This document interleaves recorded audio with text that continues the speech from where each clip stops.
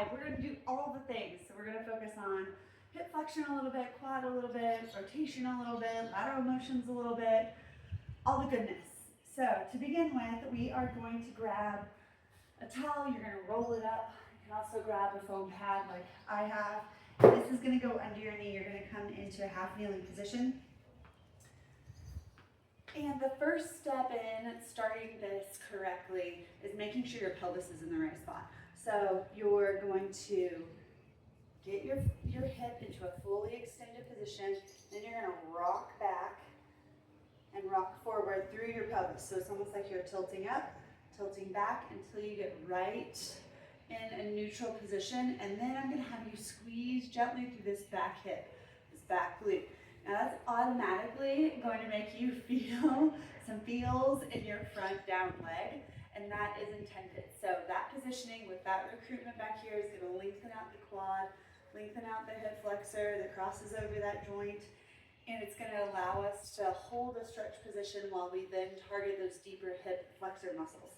So you're going to hold there, and then what I'm going to have you do is take your arm, you're going to stretch it straight up, and you're going to laterally bend and then reach out toward the side and come back.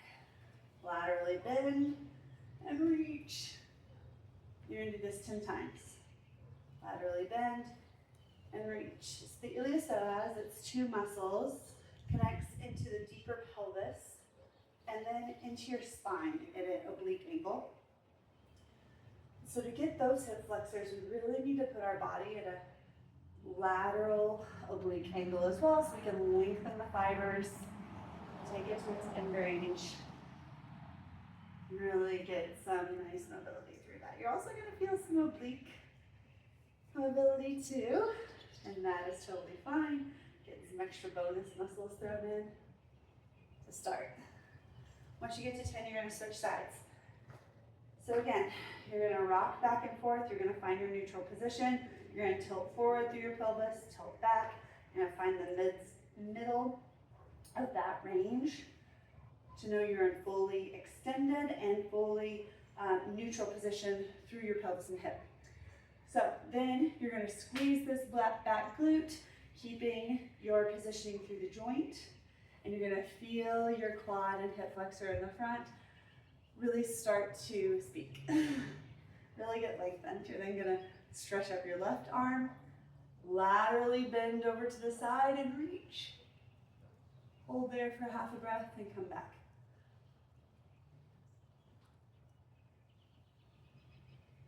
Keep your glute firing throughout, just gently. You don't need to really clench down or anything, but you'll want to think, okay, nice gentle recruitment to keep your hip in a fully extended position so that you can really lengthen out your quad and the quad head that comes over the front of the hip joint, connecting into the pelvis and acts as a hip flexor.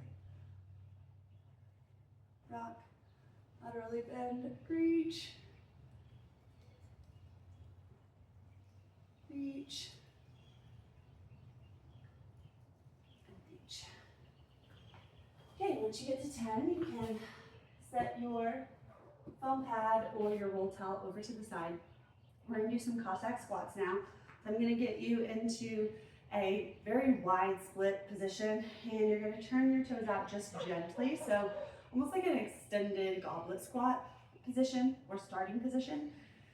Then you're going to transfer your weight over your foot, knee, and hip.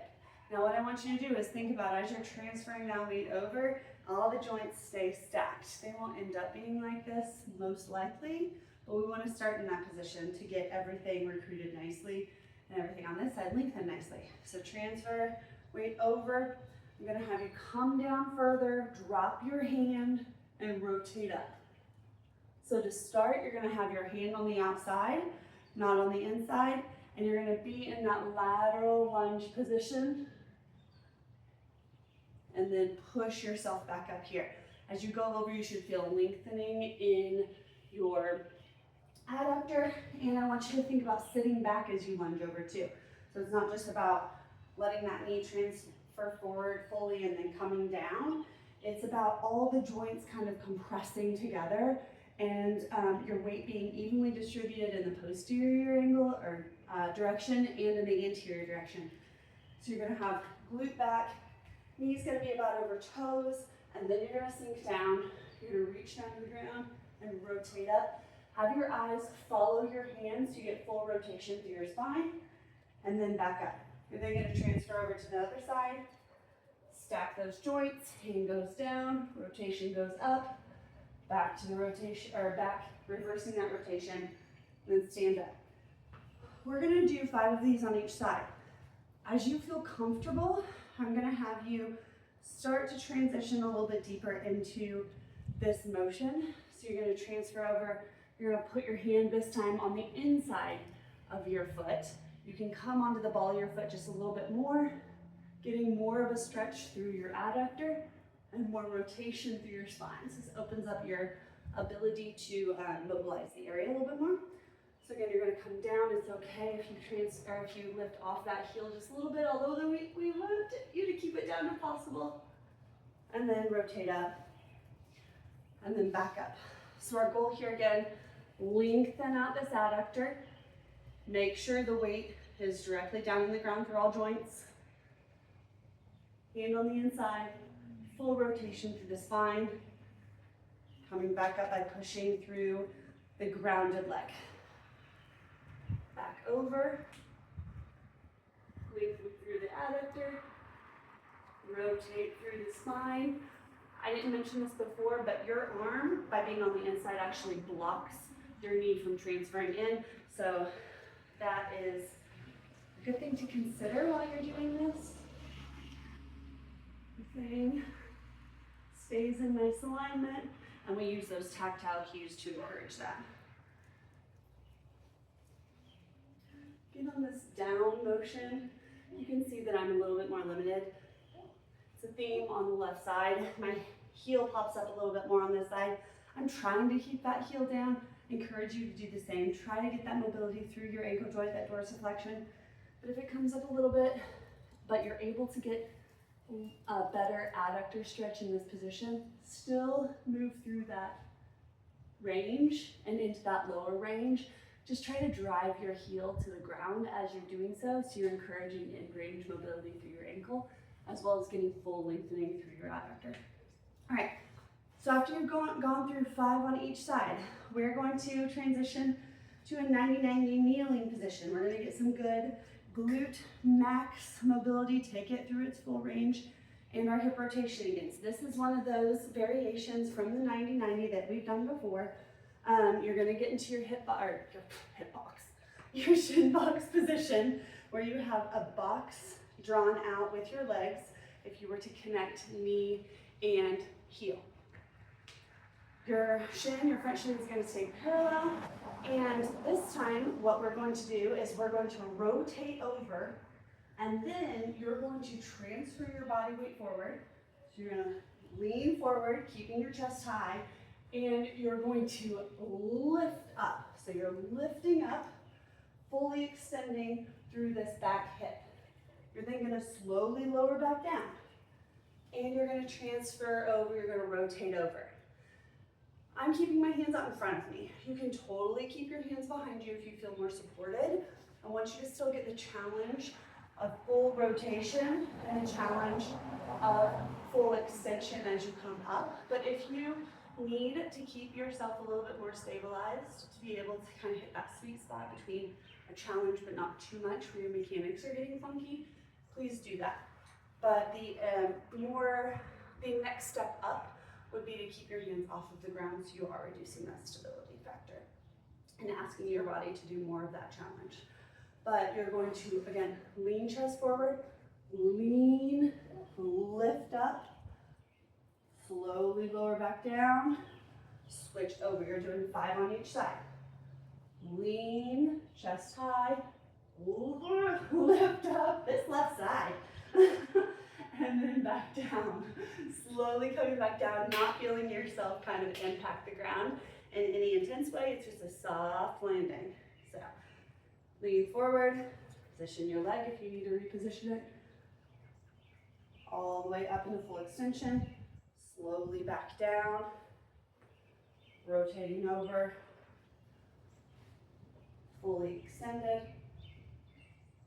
back down, rotating over. So again, once you get to 5 to each side, we are going to switch to the next exercise. And that is going to be a quad rock back.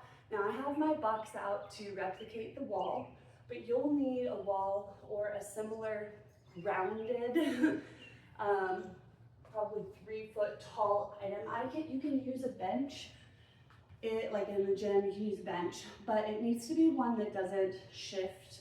It's pretty heavy, pretty secure, because otherwise you can fall over and it's just a whole mess. So get something that is very sturdy if you're going to use something other than the wall. I would also grab the towel that you used before or the foam pad and put it about 2 feet out from your box wall or stable bench. And you're going to drop your right knee onto the foam pad. So you should feel pretty comfortable in the distance between the wall and the foam pad. If you're kind of crunched, you can scoot out a little bit, that's okay. You're going to come down, make sure again you have that right distance. And then what I'm going to have you do is take your right foot, place it out in front of you, and kind of scoot back. So then the start of this is a little funny, but we want to get in the right place to begin with, or it just doesn't target the right area at the right intensity going forward. So bear with me through the setup. Now, what you're going to do with your left hip now is you're going to do the same thing that we started with. It's why we're layering the 2 exercises that we are today. I'm going to have you fully extend through your hip, and then again, rock that pelvis just like you did before, get into your neutral position. Now, this exercise is going to target the quad more than the deeper hip flexors.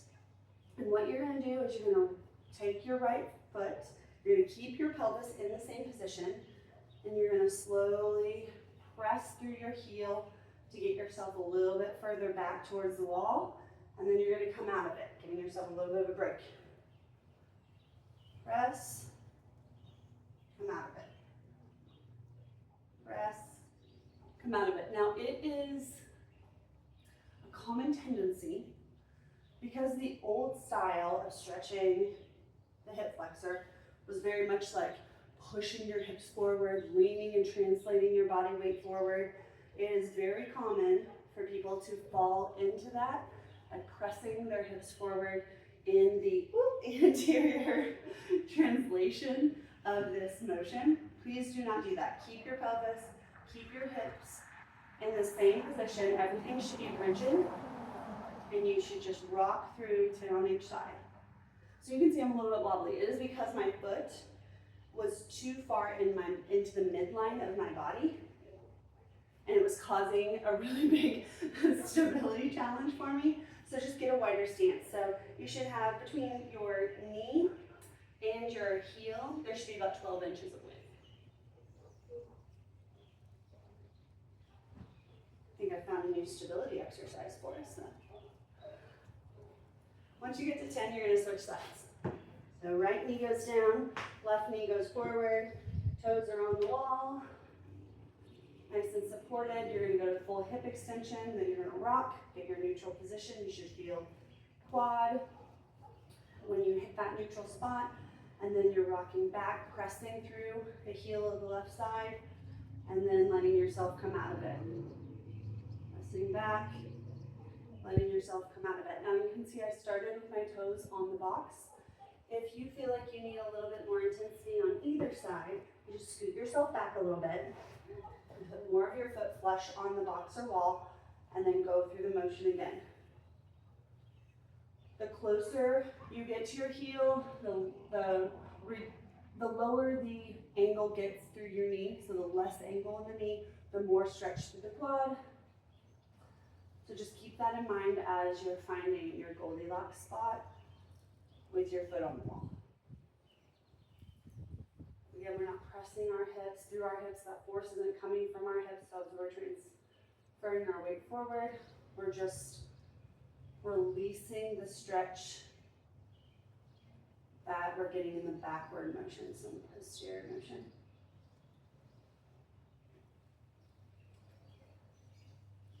Good.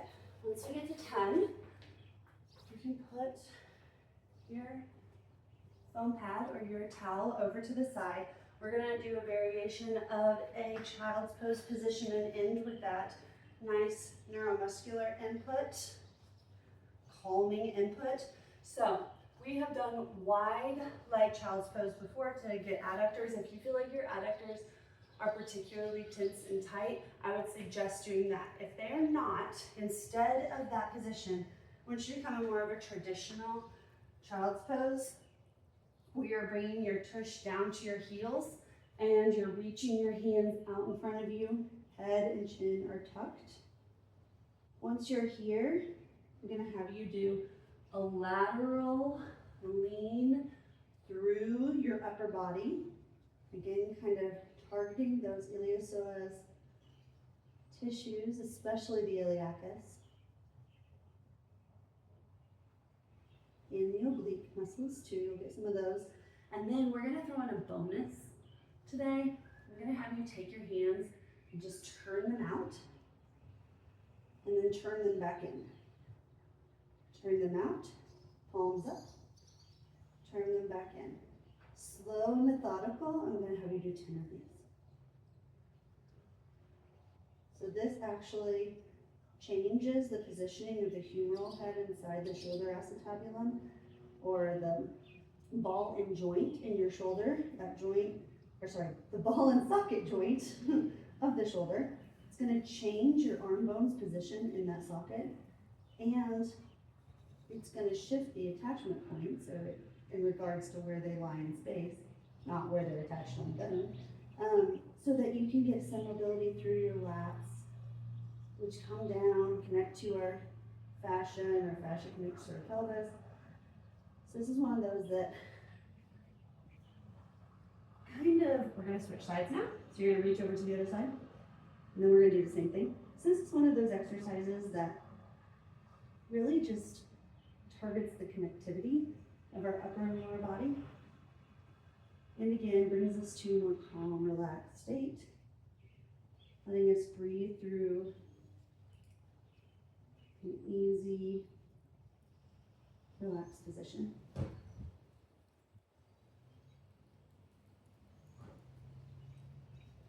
Palms up, palms down, palms up, palms down. All right, once you get to 10, we're going to come back out of it. I hope you really got a lot out of this 5-day challenge.